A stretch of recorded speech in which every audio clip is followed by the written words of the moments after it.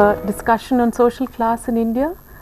The term social class, as you know, generally refers to hierarchical distinctions between people or communities in any society. Most societies have some form of class distinctions or hierarchical distinctions.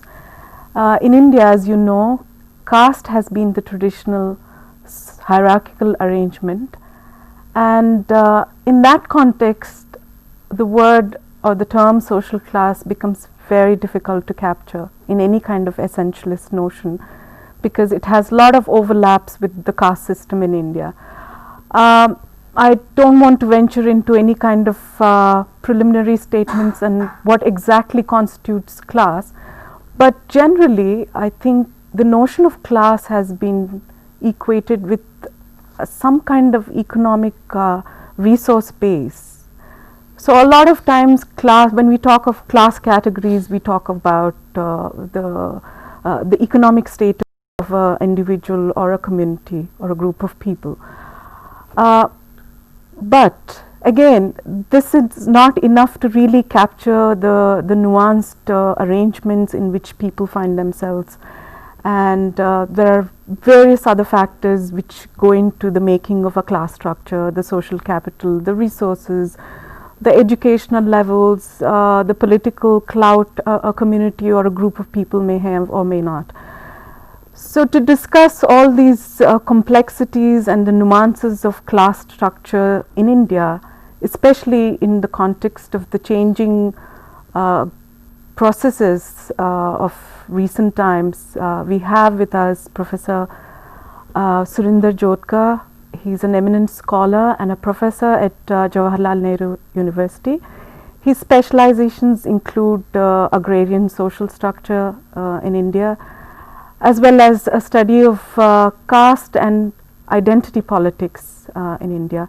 I welcome Professor Jotka. I am very glad that you are here with us in our studios, and let me start straight away with a question which perhaps helps our students to locate class in Indian society. So what would your take on that, or your ideas on it? Yeah, broadly speaking, there are two perspectives on class. One, as we know, is the Marxian perspective, and the other one is the Weberian perspective. I think it would depend on what perspective we begin with. That would help us whether class is there in India or not. If one was to begin with Marxian perspective, then all societies after the primitive societies are class based societies. There are class based divisions.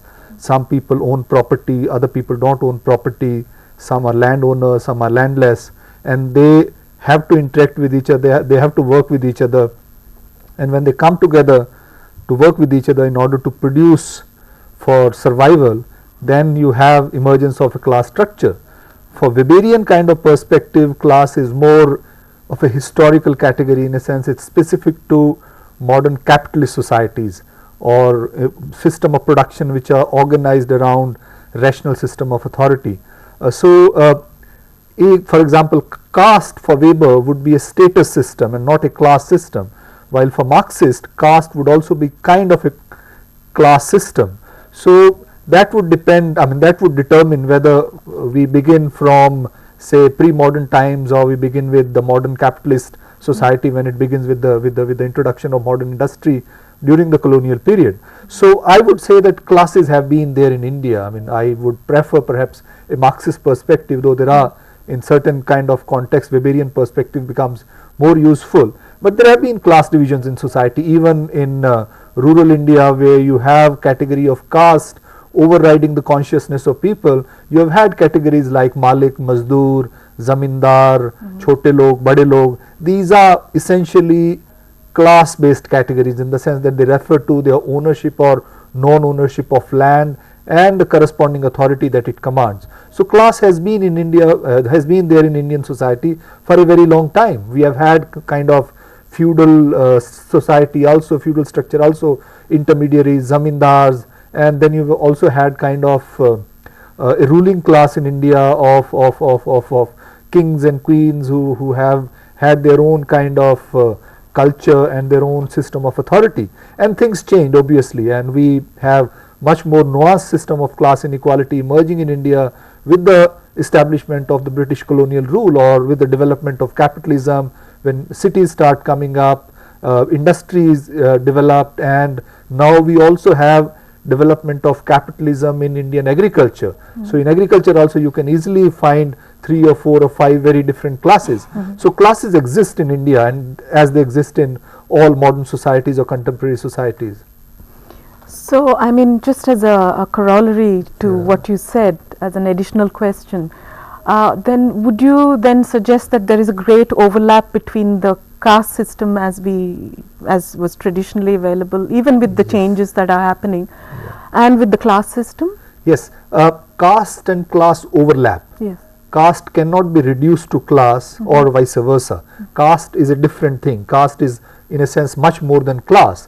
So caste is a reality which should also be looked at as such. But there is a very strong link between caste and class in most parts of India. For example, people who are Dalits or ex-untouchable communities, they are the ones who work as landless laborers and they don't own land. It's the middle level agrarian castes who invariably always own land. So there is definitely an overlap, but one should not say that caste is class or class is caste in Indian case. How would you comprehend the class situation in India in the present context, especially with globalization and the shifts in economic organizations or reorganizations? I think we should handle this question at 2 levels. One is at the level of perspectives. How do we look at Indian society? How have sociologists or journalists or policymakers been talking about Indian society? And second is the level of empirical reality. At the first level, over the last 10-15 years, the perspective of class has become much more peripheral to Indian society. We don't speak in terms of class. In 70s and 80s, the perspective of class was much more popular.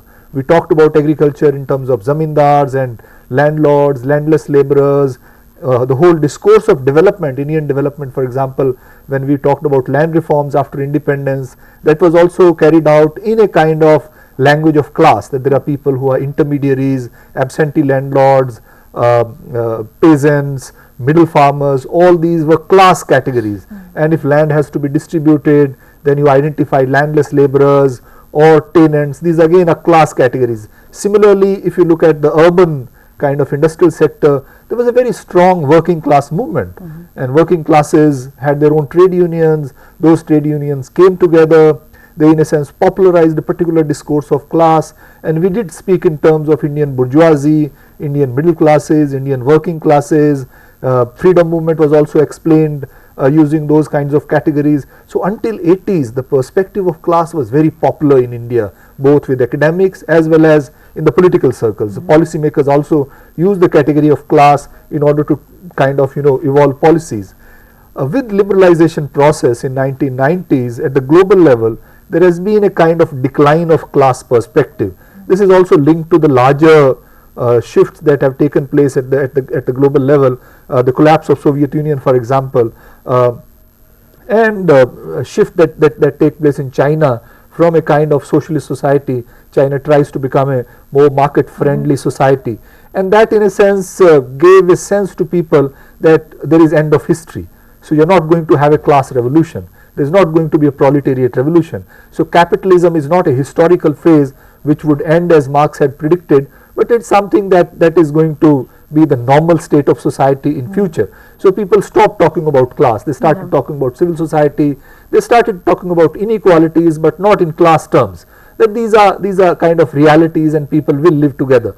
But that doesn't mean that class has disappeared. If you look at China or India or any other part of the world, in the last 20 years, 15 years, what is known as the age of neoliberalism, social inequalities have actually increased. Yes, I mean, if you look at the working class formations, there is very little evidence to show that there is a kind of class consciousness emerging among the people who have become poorer because of liberalization. So that is still not evident. But yes, I mean, inequalities have increased. The large number of people who are dispossessed of properties, there are people who are poor, and this is not true about India. It is true about many parts of the world. I mean, in America, for example, there is much more talk about inequalities today than it used to be 20 years back or 15 years back. Same is the case with China. Inequalities are increasing very rapidly, and how is the Chinese government going to deal with it? One doesn't know, because officially they still believe in kind of socialist pattern of society, of socialist pattern of development. India also has that problem. I mean, we have had all kinds of problems, but class inequalities are definitely there. If you look at the Indian nature of Indian workforce, agriculture is in crisis, industry has its own problems. It's just that I think there are newer kind of realities. They need to be captured with innovative categories which use class perspective, but at the same time are able to capture the emerging realities of class relations. I do agree with you that class as a perspective has really taken a backstage, but at the same time, in the face of neoliberalization, or the age of neoliberalization as you put it, there is also an increasing attention on the role of middle class, or the changing dynamics and the position of middle class. How would you see the emerging middle class in this scenario? See, in the whole theoretical as well as empirical literature on class, middle class is a very interesting category. It in a sense stands apart. It doesn't really fit into the larger discourse on class, which is around inequalities. So middle class in a sense is a separate topic, is a separate subject, and while discourse of class declines in Indian social sciences during the 90s and the first decade of 21st century, middle class is talked about much more, right? It's the expansion of middle class, is the consuming middle class. So middle class is not seen as a class. Middle class is seen as a kind of social category which has disposable income, which goes to the market, buys things, consumes, educates its children well. So middle class in a sense is seen more in Weberian term, as a kind of status group, or as a category which is not really in a contradictory location. It kind of tends to multiply itself, or it expands, and on the basis of this middle class you have a kind of middle class culture which is otherwise known as the modern culture. This is the middle class which in a sense globalizes India. Middle class is the location that brings the world to India and goes to the world. So middle class of India today is not just Indian middle class, it is by definition globalized, because it is open to global exposures. It is also economically connected with the global economy. So it sends its children to study abroad, and they work in corporations which are transnational corporations. So middle class is a kind of totally different category sociologically, the way it is being talked about today. What about the rural class structure? How do you see the dynamics in rural agrarian, particularly the agrarian? The way we understood rural class structure in 1970s and 80s was drawing from the writings of people like starting with Karl Marx, but more importantly from the writings of people like Lenin and Mao, who had actually worked with the rural kind of societies and had tried to organize a revolution in those societies. So for example, Lenin talked about Russia or Russian agriculture through a 4 or 5 class model, and he also talked about what is known as differentiation of peasantry, that peasants were a kind of homogeneous class. With development of capitalism, they get differentiated into different classes, and at the end of the day there would be 2 classes in rural areas. There would be agrarian bourgeoisie and there would be agrarian proletariat, like capitalism or capitalist development in kind of industrial society, and that's when agriculture becomes a kind of part of the industrial society. In the transition period you'll have 4 or 5 classes. At the top you would have big landlords, then you'll have rich farmers, then you have middle peasants, then you have small peasants, then you have poor peasants, and then you have landless laborers. But this is a period of transition. Before that you either have homogeneous peasantry, or you have feudalism where you have serfs and their lords.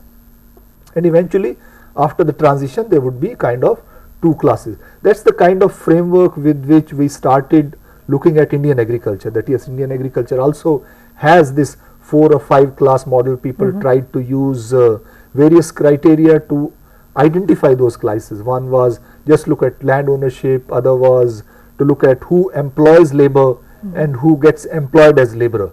So people who would employ others as laborers would be in the category of exploiting classes, and people who sell their labor power to others, they would be exploited classes. So on that basis they also worked out 4 or 5 kind of class model.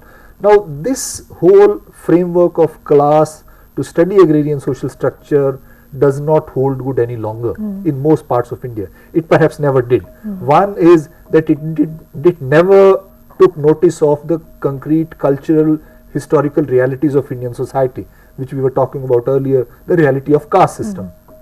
So you cannot talk about class inequalities without referring to caste at all, which it did not. I mean, the whole discourse on agrarian class structure did not talk about caste at all. Second is, if you look at rural areas, particularly in regions which have experienced green revolution, where some kind of capitalist development has taken place, there has been interesting kind of internal differentiation. And this differentiation is not only at the class level, but this differentiation is also at the household level. So in the whole agrarian classification of classes, we take household as the unit. There is a one family, peasant is a family farm.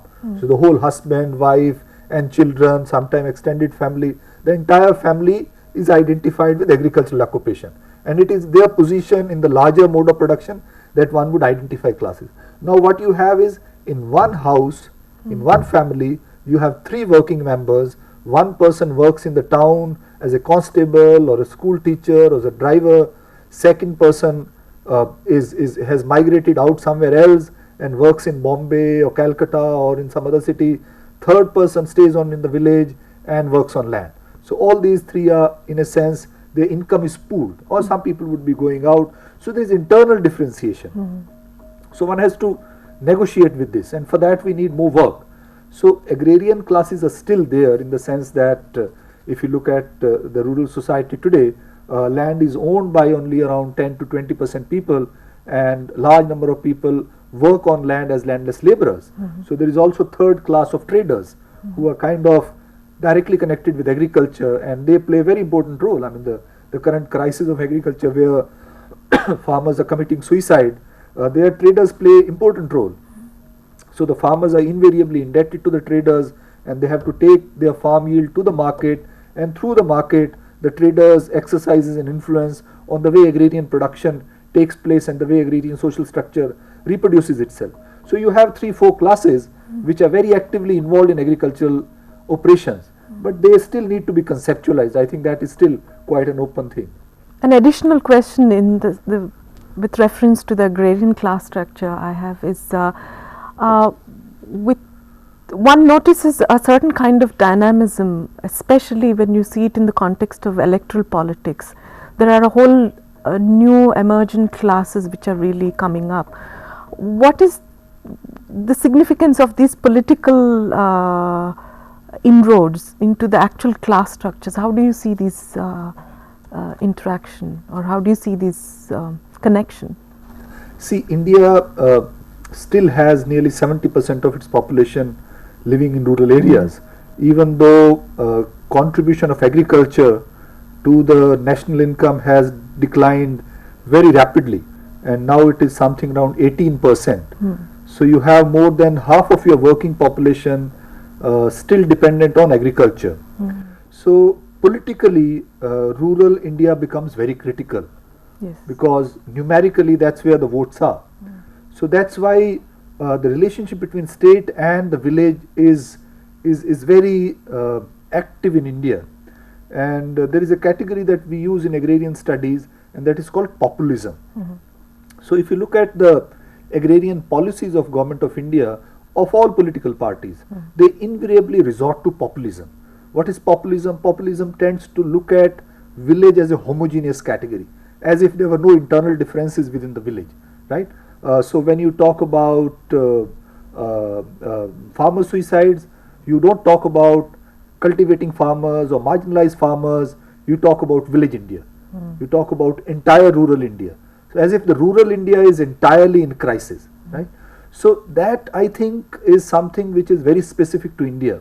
The kind of historical and social base you have for populist kind of politics, and political leadership cannot not interact with the village, but village doesn't really respond in the manner in which they hope it would respond, because village has changed quite a lot.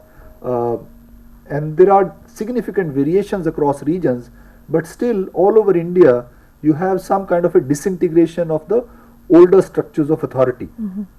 For example, Jajmani relations do not in a sense control lives of Dalits any longer, right? Even when there are some kinds of ideas emerging from the Jajmani kind of structure which are still prevalent in rural India, most of the Dalits don't see themselves as being tied to those norms of life, of the caste system. So they move out, and they're always eager to move out of the village, they're eager to go into other occupations. They don't see that it is their moral duty to do the kind of occupations that were prescribed to them by the caste system or by the village kind of authorities or by whatever religion, etc., etc. So they don't believe in those ideas. And also with the process of mechanization, with the process of development of capitalism in agriculture, the requirement of those occupations has also declined. So many of those occupations have become redundant. For example, pottery. Many people have their refrigerators at home and they use water bottles. So they don't need pots any longer. Or in urban areas, poor people would prefer a plastic pot rather than an earthen pot, because plastic pot is likely to last much longer. You have jugs, you have. So similarly, the work that carpenters used to do is no longer required. All that has become mechanized and it is done by heavy machinery. Agriculture labor has also changed. You have huge machinery. For example, if you go to the green revolution areas of western UP, Haryana, Punjab, harvesting of wheat used to take something like 2 months' time. Now it gets over in less than 2 weeks' time. You have combined harvesters, you have threshers. So all these machines have transformed rural India. So the transformation has not been similar for everyone. So the village society in a sense has disintegrated. Agrarian structure is much more porous and loose today. I mean, you have some kind of old authority still continuing in the village, but that has internally disintegrated. The logic is not there. It cannot hold it together. Then the process of democratization has played its own role. Indian democracy has been a very kind of successful experiment. People go out to vote, they think about the power their vote yields and they exercise it. So there are quotas. Now at the local level you have quotas for women and Dalits, 30% or 33% for women. So all those things are transforming social relations at the local level. And these transformations then reflect themselves at the regional and national level. So that's why our politics has become much more uncertain. It's not very easy for one political party to think that it would win anyway, right? It kind of, you have to actually work very hard with people. So regional parties which have local roots, local connections, find it much easier to work with these newly emergent aspirations of people who were on the margins of society than the national parties like BJP and Congress, because they worked with a kind of umbrella ideology of patronage. So that doesn't work any longer. You have to actually respond to the needs of people on the ground. So it's a kind of rapidly changing and very fluid situation. In this fluid situation, I mean, and with the traditional sources of authority disintegrating, would you then hazard a sort of a broad generalization as to who are the emerging classes, who are the ruling class, if one were to use such word, and what would be their practices of hegemonic practices? Ruling classes, if one was to talk about India as a whole, definitely the people who have who control industry. I mean, the corporate sector, for example. Corporate sector is the most influential sector in India today, right? If one was to look at India in class terms, India certainly is a capitalist society. And in a capitalist society, you have some kind of industrial service sector bourgeoisie which has emerged as very powerful kind of class. But this bourgeoisie is not the bourgeoisie of 19th century or even of the 20th century. This is the bourgeoisie of 21st century, which is by definition global.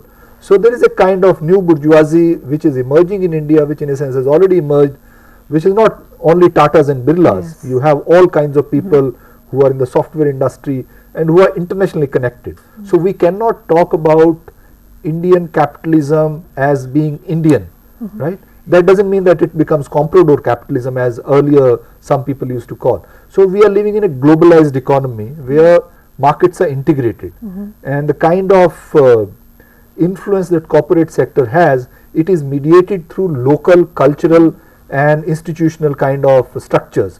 So you have Sonys and Boeings holding some kind of power in India, but it is mediated through their Indian employees. So these are not colonizers. So one cannot use the old framework of recolonization the way some people try to do. So this is something on which I think we need to do much more work. Could you very briefly indicate the response of the Indian sociologists to the class situation in India? Right now, Indian sociologists are not doing much work on class. That is the problem why some of these emerging realities are not being conceptualized. But yes, until 1980s or early 90s, sociologists, there was a large number of sociologists who used to work on India through a class perspective. I think one of the first sociologists to look at Indian society with a class framework was A.R. Desai, who wrote this famous book on social background to Indian nationalism, where he tried to explain how nationalism emerges in India using the Marxian framework of class. And after that, several other people, who particularly those who worked on agrarian society, but also on urban working classes, they used class framework to make sense of what Indian society was. This in a sense begins to decline in 1990s, and to some extent for good reasons, because the kind of class perspective that some of us worked with was also not very open. We thought classes were similar everywhere. So whatever happened in Soviet Union would happen in India also. The way classes emerged in England would happen in India also. Caste would eventually become class. So that was not to happen, right? So we worked with a very kind of simplistic notion of class, and that was in a sense weak, conceptually weak. Since 90s, we have been preoccupied with the study of caste, study of gender, study of culture, study of ethnicity, nationalism. So class has gone to the background, and that is also what we started with, that historically speaking, the perspective of class has become less popular today. But I think it is coming back. It's something which is coming back because of the way world is changing, right? Well, thank you very much for this very insightful overview and a very lucid presentation, I must say, because something as complex as class to be captured in this way is very fruitful for us. Thank you very much for coming to our studios, and thank you, my friend. Thank you.